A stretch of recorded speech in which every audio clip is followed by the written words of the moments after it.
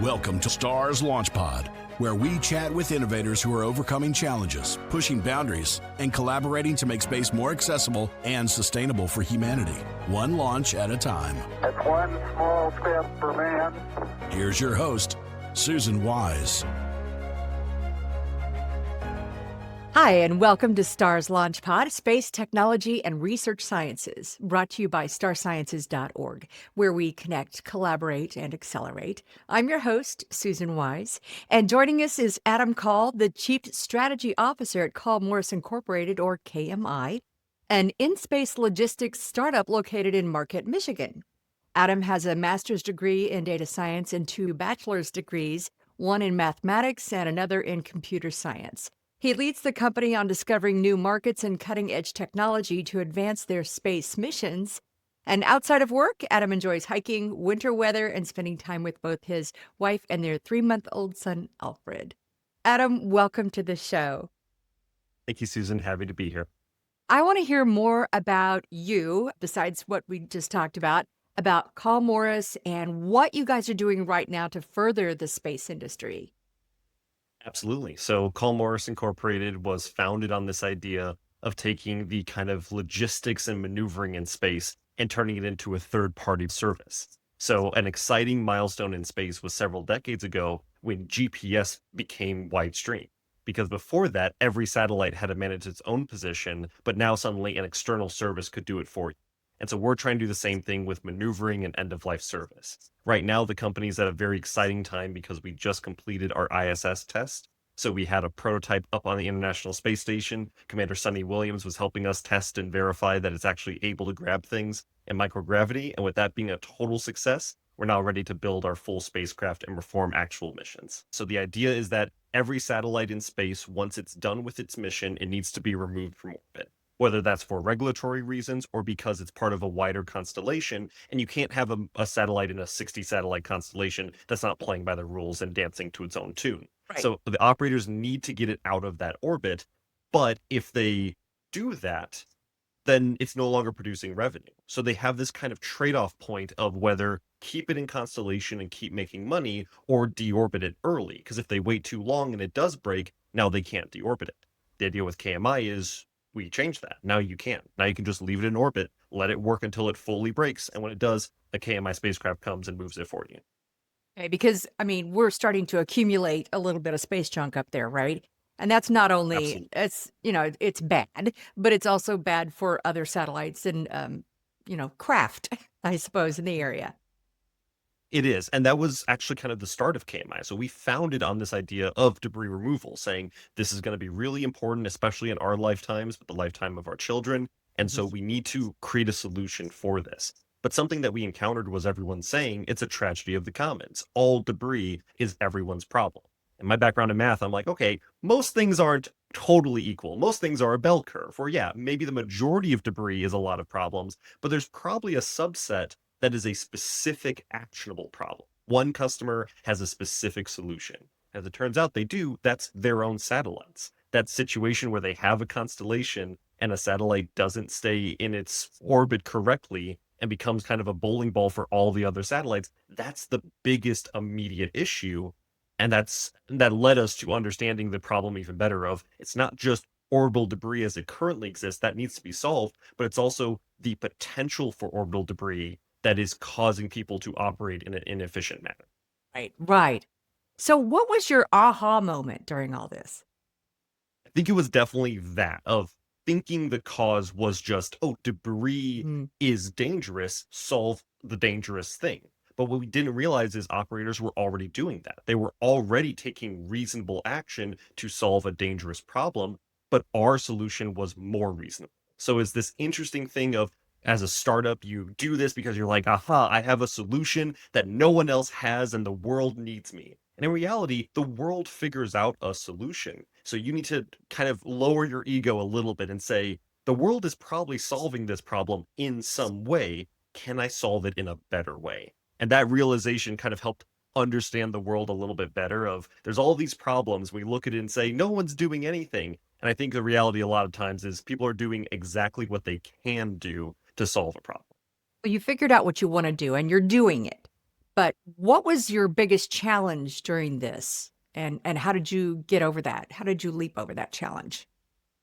So I think the biggest challenge definitely has been not obsessing over the technical side. There is absolutely a technical problem to be solved here, and it is critical, and we need engineers and astrodynamicists that are helping us solve this problem. But just solving a problem does not beget either a business nor a solution. If we solve the problem and we make it perfect, but then don't do any business activity, no one knows about it. So we are in this critical point of we have developed a technology. We really have to be salespeople here, not because, oh, we need to make millions of dollars, but because the customer needs to be aware that our product exists and that there's a better way to do things. So that's been difficult as a more technical founder to realize, hey, marketing, sales, publicity, that's all pretty important to the story, just like the technical side is. Exactly. They need to know that there's actually something they can do about their problem and it's already been created and just, waiting to access it.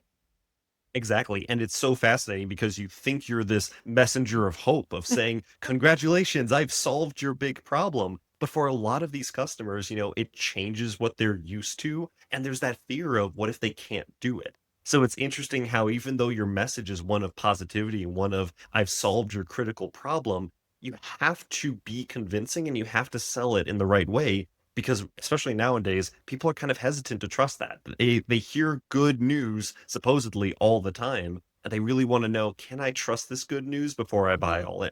So, I mean, in general, how many satellites are happening at any given time?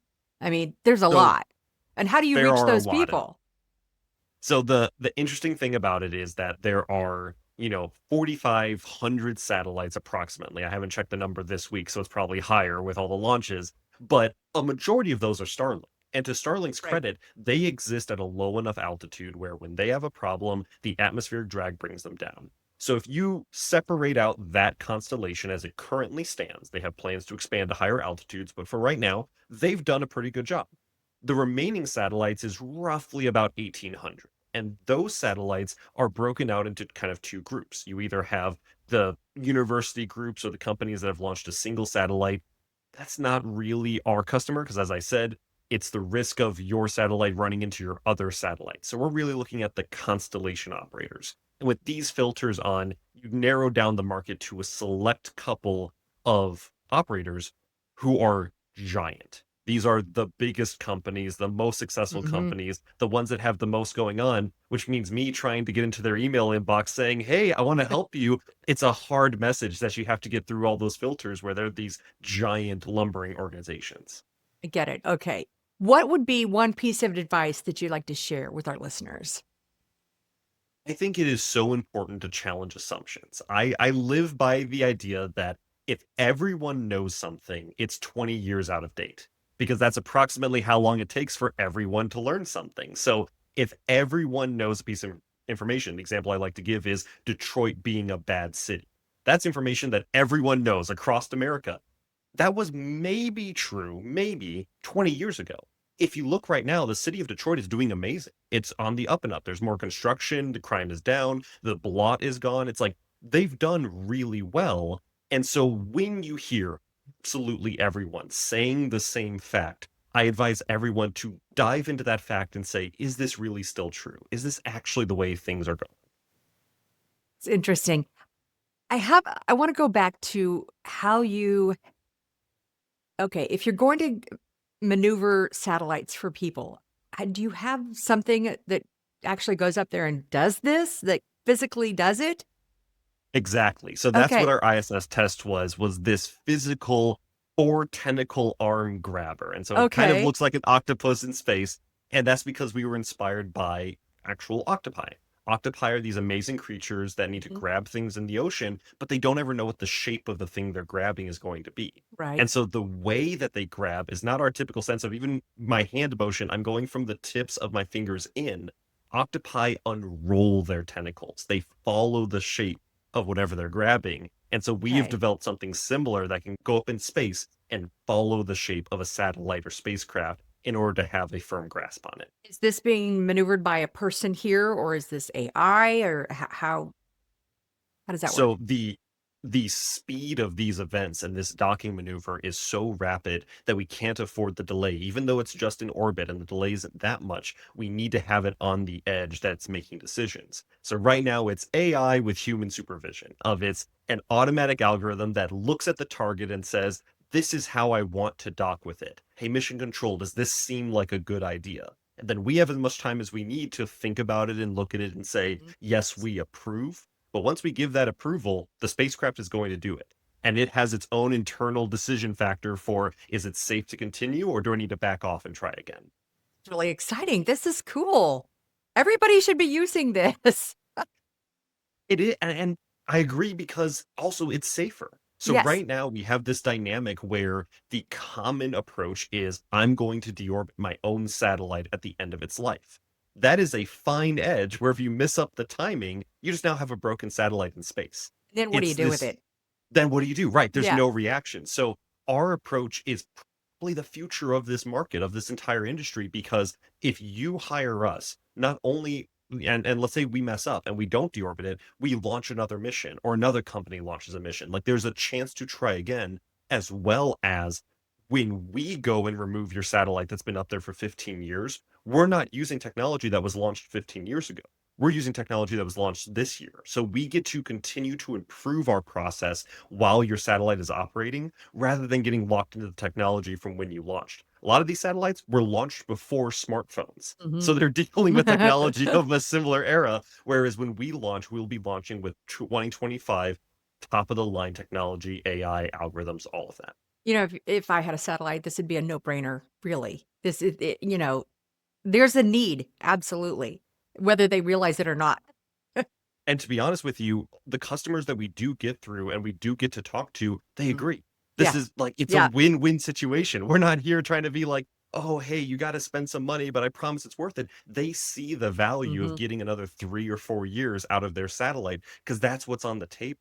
The biggest challenge for us is we're a small company. We're doing this as a startup. And so you run into that problem of how many layers of bureaucracy in a giant multi-billion-dollar corporation do you have to go through before you finally get to someone who says, oh, I can sign off on the budget for that. It's exciting, and I can't wait to see what the future holds for you because it's definitely a need, and people are going to be utilizing it, I'm sure. Before we wrap up, Adam, I want to know, do you have a passion project that you'd like to talk about, either past or present? I think it's pretty easy to describe KMI as my passion project. This company and this purpose was definitely done for the goal of securing space. But the thing you just described about the future, that's another side of this. If we get really good at moving things in space, just that simple description, that's the difference between what we currently do of things built on the ground, put in space, but they kind of stay on their own, and a future where we're building in space, where we're assembling space stations, not as an international effort, but as like a weekly activity of bringing parts together. That's when you get the USS Enterprise built in orbit and sent off to Mars. Like there's this exciting future of space industry, and it starts by getting really good at moving things in orbit to another place in orbit. And you guys are really good at that. Thank you very much. Adam Kall, thank you so much for joining us on the podcast today. Really do appreciate your story, and we're excited to follow along and see what happens in the very near future. It's coming sooner than we realize. Thanks again. All right, be sure to join us where we connect, collaborate, and accelerate. We'd like to invite you to join starsciences.org. Receive a free 1-year membership. Just enter the promo code FRIENDS321. That's FRIENDS321. If you enjoyed the episode, leave us a review and make sure you subscribe. Until next time, keep looking up. Don't miss an episode. Subscribe on your favorite streaming platform. Watch us on YouTube and follow us on social media. Stars Launch Pod, propelling us forward, one launch at a time.